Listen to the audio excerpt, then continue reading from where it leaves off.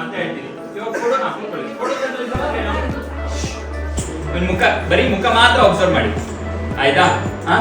ಇಲ್ಲೆಲ್ಲ ಇಲ್ಲಿ ಒಂದು ಡಾರ್ಕ್ ಇದೆ, ಇಲ್ಲಿ ಮೂಗ್ ಕೆಳಗಡೆ, ಕಣ್ ಕೆಳಗಡೆ ಇಲ್ಲಲ್ಲ, ಏನಂತಾರೆ ಅದನ್ನ? ಶ್ಯಾಡೋಸ್ ಅಂತ ಹೇಳ್ತಾರೆ. ಈ ಕಡೆ ಸಬ್ಜೆಕ್ಟ್ ಈ ಕಡೆಯಿಂದ ಯಾವ್ದು ನಾನು ಯಾವ್ದ್ರದ್ದು ಫೋಟೋ ತೆಗಿತಾ ಇದ್ದೀನಿ ಅದ್ರ ಮೇಲೆ ಲೈಟ್ ಬೀಳ್ಬೇಕು. ಅದರೆಲ್ಲ ತೆಗಿಯಕ್ಕೆ ಹೋಗ್ಬಾರ್ದು. ನಾವು ಯಾವಾಗ್ಲೂ ಫೋಟೋನ ಸ್ಟ್ರೇಟ್ ತೆಗಿಬೇಕು. ಹಿಂಗೆ ಸ್ಟ್ರೇಟ್ ಇದ್ರೆ ಸ್ಟ್ರೇಟ್ ತೆಗಿಬೇಕು. ಹಿಂಗೆ ಹಿಂಗೆ ಹಂಗೆಲ್ಲ ತೆಗಿಬಾರ್ದು. ಅರ್ಥ ಆಯ್ತಾ? ಇಲ್ಲಿ ಕ್ರಾಸ್ ಆಗಿದೆ ಗೊತ್ತಾ? ಇಲ್ಲಿ ಒಂದು ಕ್ರಾಸ್ ಆಗಿದೆ ಗೊತ್ತಾ? ಇಲ್ಲಿ 2 ಲೈನ್ಗಳು ಕಂಬೈನ್ ಆಗಿದೆ.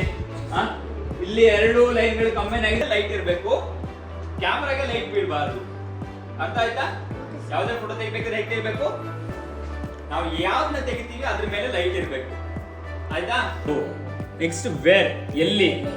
ನೆಕ್ಸ್ಟ್ ವೆನ್, ಯಾವಾಗ. ನೆಕ್ಸ್ಟ್ ವೈ, ಯಾಕೆ. ಇಷ್ಟು ಎಲಿಮೆಂಟ್ಸ್ ನೀವು ಇನ್ಕ್ಲೂಡ್ ಮಾಡಬೇಕು ಒಂದು ಫೋಟೋ ತೆಗೆದಾಗ.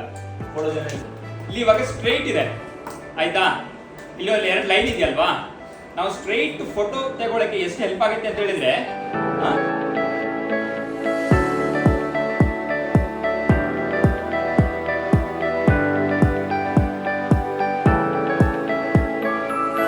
ಶಾಡೋ ಇದೆ.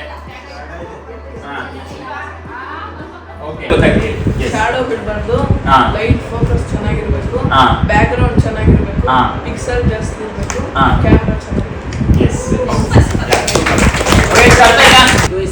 ಕೆಲಸ ಮಾಡ್ತಾರೆ, ಅವ್ರ ತಂಗಿ ಯಾರು ಇದ್ದಾರೆ.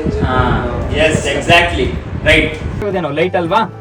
ಈ ತರ ಲೈಟ್ ಗಳನ್ನ ಯೂಸ್ ಮಾಡ್ಕೊಂಡು ಫೋಟೋ ಅಥವಾ ವಿಡಿಯೋ ಮಾಡೋದು. ನಿಮ್ದೇ ಅಥವಾ ಏನಾದ್ರೂ ಮೇಲ್ಗಡೆ ಏನ್ ಇಡ್ತೀವಿ, ಕ್ಯಾಮ್ರಾ ಇಟ್ಬಿಟ್ಟು ಫೋಟೋ ಅಥವಾ ವಿಡಿಯೋಗಳನ್ನ ಇಲ್ಲಿ ತೆಗಿತೀವಿ. ಇಲ್ಲಿ ಯಾಕೆ? ಅಲ್ಲಿ ಲೈಟ್ ಇದೆ, ಇಲ್ಲಿ ಲೈಟ್ ಇರ್ಲಿಲ್ಲ, ಲೈಟ್ ಇಲ್ಲ ಅಲ್ವಾ? ಅದಕ್ಕೋಸ್ಕರ ಇಲ್ಲಿ ಕಾಣಿಸಲ್ಲ.